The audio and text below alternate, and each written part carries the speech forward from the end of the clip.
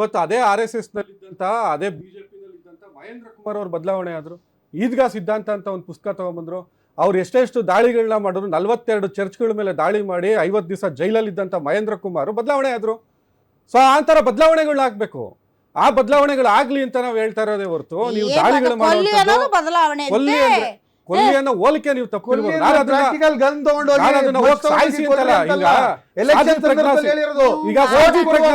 ಸಾಧ್ವಿ ಪ್ರಜ್ಞಾ ಸಿಂಗ್ ಬಿಜೆಪಿಯ ಸಂಸದೆ. ಮಹಾತ್ಮ ಗಾಂಧೀಜಿ ಅವರ ಫೋಟೋಗೆ ಗನ್ನಲ್ಲಿ ಶೂಟ್ ಮಾಡ್ತಾರೆ, ಏರ್ ಗನ್ನಲ್ಲಿ. ಆ ಥರದ್ದು ಇವತ್ತಿಗೂ ಈ ಸಿದ್ಧಾಂತವನ್ನು ಒಪ್ಕೊಳ್ತಾ ಇರೋರು. ಇದೇ ತೇಜಸ್ವಿ ಸೂರ್ಯ ಮುಸಲ್ಮಾನ ಮಹಿಳೆಯರ ಬಗ್ಗೆ, ಅರಬ್ನ ಮುಸಲ್ಮಾನ ಮಹಿಳೆಯರ ಬಗ್ಗೆ ಏನಂತ ಟ್ವೀಟ್ ಮಾಡ್ತಾರೆ. ಆಮೇಲೆ ಇದೇ ರಮೇಶ್ ಬಿದೂರಿ JDS ನಲ್ಲಿದ್ದಂಥ ಡ್ಯಾನಿಶ್ ಅಲಿ ಅವರು BJP ಇಂದ ರಾಜ್ಯಸಭಾ ಮೆಂಬರ್, ಅವ್ರನ್ನ ಇದ್ರೊಳಗಡೆ ಅಸೆಂಬ್ಲಿ ಒಳಗಡೆ ಪಾರ್ಲಿಮೆಂಟ್ ಒಳಗಡೆ ಬಡವಾ, ರಾಸ್ಕಲ್, ಆಮೇಲೆ ಮುಲ್ಲಾ, ಆತಂಕವಾದಿ, ಈ ಥರದ್ದು ಪದಗಳನ್ನ ಪಾರ್ಲಿಮೆಂಟ್ ಒಳಗಡೆ ಬಳಸ್ತಾರೆ. ನೂಪುರ್ ಶರ್ಮಾ ಅಂತ ಒಬ್ಬರು ಇವರ ವಕ್ತಾರರು ಇದರಲ್ಲಿ ಓಪನ್ ಡಿಬೇಟಲ್ಲಿ PV ಡಿಬೇಟ್ಗಳಲ್ಲಿ ಮುಸಲ್ಮಾನ ಪ್ರವಾದಿಗಳನ್ನ ಯಾವ ರೀತಿ ಅವಮಾನ ಮಾಡ್ತಾರೆ. ಇಡೀ ಕೊಲ್ಲುವ ಸಿದ್ಧಾಂತ ಮತ್ತು ಇನ್ನೊಂದು ಧರ್ಮವನ್ನು ಅವಹೇಳನ ಮಾಡುವಂಥ ಸಿದ್ಧಾಂತ, ಹಿಂದೂಗಳನ್ನು ಕೊಲ್ಲುವಂಥ ಸಿದ್ಧಾಂತ ಇರೋದು ಇವರಲ್ಲಿ. ಮಹಾತ್ಮ ಗಾಂಧೀಜಿ ಅಂತ ಹಿಂದೂವನ್ನ ಕೊಂದವರು ಇವರು. ಸೊ ಈ ಥರದ್ದು ಕೊಲ್ಲುವಂಥ ಸಿದ್ಧಾಂತವನ್ನ ನಾವು ವಿರೋಧ ಮಾಡ್ತೀವಿ. ಈಗ ಈ ಸೆಲೆಕ್ಟಿವ್ ಆರ್ಗ್ಯುಮೆಂಟ್ ಅನ್ನೋದು ಇದಕ್ಕೇನೇನೆ. ಶಾಂತಿ ಬಯಸ್ತೀವಿ ನಾವು, ನಮ್ಮ ಪಕ್ಷದವರು, ನಮ್ಮ ನಾಯಕರು ಏನೂ ಮಾಡಲ್ಲ ಅಂತ ಹೇಳಿದ್ರು. ನೋಡಿ, ಪಟ್ಟಿ ಕೊಡ್ತೀನಿ. ಇದೇ ಕಾಶ್ಮೀರಿ ಪಂಡಿತರನ್ನ ಹೀನಾಯವಾಗಿ ಸಾಯಿಸಿದಂತ ಯಾಸೀನ್ ಮಲಿಕ್ನ ಕರ್ಕೊಂಬಂದು ಶೇಕ್ ಹ್ಯಾಂಡ್ ಮಾಡಿದವರು ಕಾಂಗ್ರೆಸ್ಸಿನ ಪ್ರಧಾನಮಂತ್ರಿ ಮನಮೋಹನ್ ಸಿಂಗ್. ಜೆಎನ್ಯು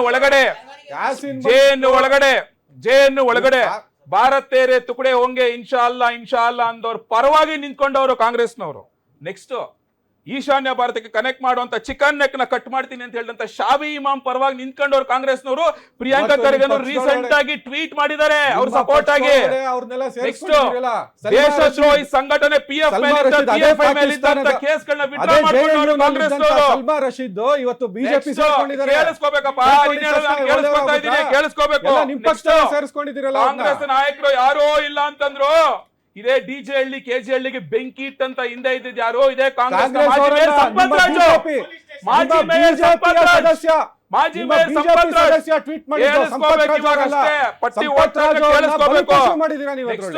ಉದಯಗಿರಿ ಪೊಲೀಸ್ ಠಾಣೆಗೆ ಬೆಂಕಿ ಇಟ್ಟಾಗ ಅವ್ರ ಪರ ವಕಾಲತ್ ಹಾಕ್ಸ್ಕೊಂಡವ್ರು ಯಾರು?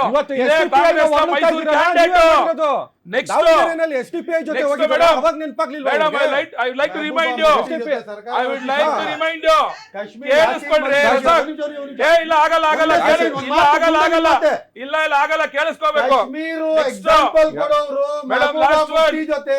ಕೈ ಜೋಡಿಸಿ ಸರ್ಕಾರ ರಚಿಸಿದ ಯಾವ ಪಕ್ಷ?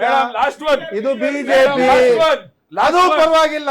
ಕೋವಿಡ್ ಚಮತ್ಕಾರ. ಕೋವಿಡ್ ಟೈಮ್ ಅಲ್ಲಿ ಇದೇ ಕೇಳಿಸ್ಕೊಳ್ಳಿ. ನಾನು ಕೇಳಿಸ್ಕೊಳ್ಳಿ.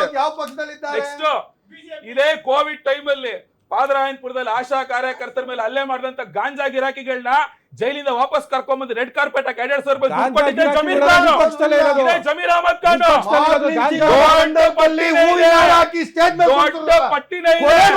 ಪೊಲೀಸ್ ಸ್ಟೇಷನ್ ಬೆಂಕಿ ಹಚ್ಚೋದು, ಯಾವ್ದು ನೆನಪಾಗಲ್ಲಪ್ಪ ಅವ್ರಿಗೆ. ಯಾವ್ದು ವಲಯಕ್ಕೆ ಅಲ್ಲ. ಅವ್ರು ಹೇಳಿದ್ದು ಕಾಂಗ್ರೆಸ್ನ ಕಾರ್ಯಕರ್ತರು ಯಾರಾದರೂ ಚರ್ಚ್ಗಳ ಮೇಲೆ ದಾಳಿ, ದೇವಸ್ಥಾನಗಳ ಮೇಲೆ ದಾಳಿ, ಮುಸಲ್ಮಾನರ ಮೇಲೆ ದಾಳಿ ಮತ್ತು ಇನ್ನೊಬ್ಬರನ್ನ ಹತ್ಯೆ ಮಾಡುವಂತಹ ಒಂದು ಪ್ರಕರಣ ಹೇಳಿ. ಅಂದ್ರೆ ಧರ್ಮಾಧಾರಿತವಾಗಿ ಹತ್ಯೆಗಳನ್ನ ಮಾಡೋದು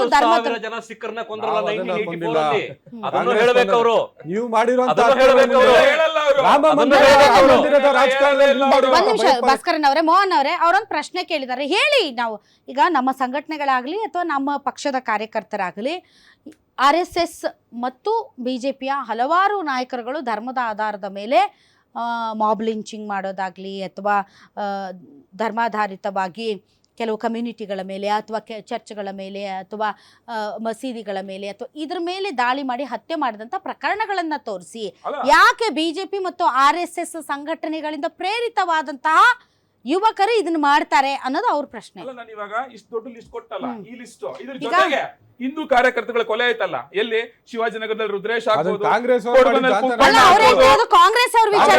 ಕಾಂಗ್ರೆಸ್ supporters ಏ. ಕಾಂಗ್ರೆಸ್ ಅವರೆಲ್ಲ ಅವ್ರು ಕಾಂಗ್ರೆಸ್ ಅಲ್ಲ ಒಂದ್ ನಿಮಿಷ, ಅವ್ರು ಹೇಳ್ತಿರೋದು ನಮ್ಮ ಪಕ್ಷದ ಕಾರ್ಯಕರ್ತರು ಹೇಳಿ, ಮತ್ತೆ ಹಂಗಾರೆ BJP ಕಾರ್ಯಕರ್ತರು ಯಾರು ಅಂತ ಹೇಳಕ್ಕೆ ಅವ್ರು ಹೇಳ್ತಿರೋದು ಬಿಜೆಪಿ ಅವ್ರು ಕಾರ್ಯಕರ್ತರು ಯಾರು ಹೇಳ್ತಿರೋದು ಸೆಕ್ಸುವಲ್ ದಾಳಿ ಮಾಡಿದ್ದು ಯಾರು? ಯಾರು? ಗೌರಿ ಲಂಕೇಶ್ ಹತ್ಯೆ ಮಾಡಿದವ್ರನ್ನ ಯಾರು ಹೇಳಿ? ಬಿಜೆಪಿ ಸಂಸದ ಕರ್ಕೊಂಡು ಯಾರು ಹೋಗ್ತಾರೆ. ಹೇಳ್ರಿ? ಬಿಜೆಪಿ ಸಂಸದನ ಜೊತೆಗೆ ಬಿಜೆಪಿ ಸಂಸದನ ಜೊತೆಗೆ ಗೌರಿ ಲಂಕೇಶ್ ಹತ್ಯೆ ಯಾರು ಪ್ರತಾಪ್ ಸಿಂಹ ಕರ್ಕೊಂಡು ಹೋಗಿ ಗೌರಿ ಲಂಕೇಶ್ ಹತ್ಯೆ ಮಾಡ್ತಾರೆ. ಮಹೇಂದ್ರ ಕುಮಾರ್ ಎಲ್ಲಿದ್ರು ಕೇಳಿ, ಬಿಜೆಪಿ ಅವರು ಮಹೇಂದ್ರ ಕುಮಾರ್ ಎಲ್ಲಿದ್ರು, ಬಿಜೆಪಿ ಮಹೇಂದ್ರ ಕುಮಾರ್ ಎಲ್ಲಿದ್ರು, ಯಾರು ಎಲ್ಲಿದ್ರು? ನಮ್ಗೆ ದಾಳಿ ಹೇಳ್ಬೇಕು. ಮಾಡಿದಾಗ ಎಲ್ಲಿದ್ರು, ಗೌರಿ ಮೇಲೆ ದಾಳಿ ಮಾಡಿದಾಗ ಎಲ್ಲಿದ್ರು. ದೇಹದಲ್ಲಿ ಬ್ಯಾಡ್ ಕೊಲೆಸ್ಟ್ರಾಲ್ ಜಾಸ್ತಿ ಆದಾಗ ಹಾರ್ಟ್ ಅಟ್ಯಾಕ್ ಆಗೋ ಚಾನ್ಸಸ್ ಜಾಸ್ತಿ. ಇತ್ತೀಚೆಗಂತೂ ಸಿಕ್ಕಾಪಟ್ಟೆ ನ್ಯೂಸ್ನ ಕೇಳ್ತಾನೆ ಇದ್ದೀವಿ. ಸೊ ಬ್ಯಾಡ್ ಕೊಲೆಸ್ಟ್ರಾಲ್ನ ಕಮ್ಮಿ ಮಾಡೋದಕ್ಕೆ ಉತ್ತಮವಾದ ಆಹಾರ ತುಂಬ ಇಂಪಾರ್ಟೆಂಟು. ಜೀನಿ ಸ್ಲಿಮ್ ಯೂಸ್ ಮಾಡಿ. ಕರೆಕ್ಟ್, ಜೀನಿ ಸ್ಲಿಮ್ನಲ್ಲಿರುವಂತಹ ಎಷ್ಟೋ ಆಹಾರ ಧಾನ್ಯಗಳು ಕೊಲೆಸ್ಟ್ರಾಲ್ ಲೆವೆಲ್ನ ಕಮ್ಮಿ ಮಾಡೋದಕ್ಕೆ ಹೆಲ್ಪ್ಫುಲ್ ಆಗುತ್ತೆ. ಸೊ ಹೆಲ್ದಿ ಆಗಿರಿ, ಜೀನಿ ಸ್ಲಿಮ್ನ ಯೂಸ್ ಮಾಡಿ. With due respect, Mahendra Kumar ಅವರು ಇವಾಗ ನಮ್ಮ ಜೊತೆ ಇಲ್ಲ. ಬಟ್ ಮಹೇಂದ್ರ ಕುಮಾರ್ ಅವರು ಪಕ್ಕಾ ಹಿಂದುತ್ವವಾದಿ, ಪಕ್ಕಾ ಬಿಜೆಪಿ, ಪಕ್ಕಾ ಬಜರಂಗ ದಳ. ನಾನು ಅವ್ರ ಬಜರಂಗ ದಳದಲ್ಲಿ ಇದ್ದಾಗಲೂ ಕೂಡ ಅವ್ರ ಜೊತೆ ನಾನು ಇದೇ ರೀತಿ ನಿಲ್ಲಿಸಿ ಅವ್ರ ಜೊತೆ ನಾನು ಕಾರ್ಯಕ್ರಮಗಳನ್ನು ನಡೆಸಿದ್ದೀನಿ. ಅದಾದ ಮೇಲೆ ಅವ್ರಿಗಾದಂಥ ಅನ್ಯಾಯಕ್ಕೆ ಸಿಡಿದೆದ್ದು ಅಲ್ಲಿನ ತತ್ವ ಸಿದ್ಧಾಂತಗಳನ್ನು ವಿರೋಧಿಸುವಾಗಲೂ ಕೂಡ ನಾನು ಅವ್ರ ಜೊತೆ ಕಾರ್ಯಕ್ರಮ ಮಾಡಿದ್ದೀನಿ. ಸೊ ಹಾಗಂತ ಮಹೇಂದ್ರ ಕುಮಾರ್ ಒಬ್ರು ಹೊರಗಡೆ ಬಂದದ್ದನ್ನ ನೀವು ಮುಂದೆ ಇಟ್ಕೊಂಡು ಈ ಕೋಟ್ಯಂತರ ಕಾರ್ಯಕರ್ತರಿದ್ದಾರೆ, ಕೋಟ್ಯಂತರ ಸಂಘದ ಸದಸ್ಯರಿದ್ದಾರೆ. ನೀವು 2-3 ಪ್ರಕರಣ ಹೇಳಿ, ಕೋಟ್ಯಂತರ ಸದಸ್ಯರು ಇನ್ನೂ ಅಲ್ಲೇ ಇದ್ದಾರಲ್ಲ. ಅವರು ಸೂರ್ಯ ಮುಖಂದರಾಜ್ ಅವರೇ, ಕೋಟ್ಯಂತರ ಸದಸ್ಯರುಗಳು ಸಂಘ ಪರಿವಾರದ ಸದಸ್ಯರಾಗಿದ್ದಾರಲ್ಲ. ಸೊ ಅದಕ್ಕೇನೆ ಹೇಳ್ತೀರಿ ಅವ್ರನ್ನ ಅಟ್ರಾಕ್ಟ್ ಮಾಡಿರೋದೇನು? ಅವ್ರು ಯಾಕೆ ಅದ್ರಲ್ಲಿ ಇದ್ದಾರೆ? ಯಾಕಿದ್ದಾರೆ?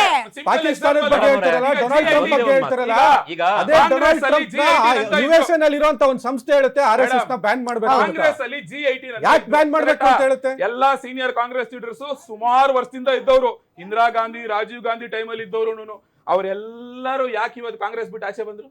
ಆಲ್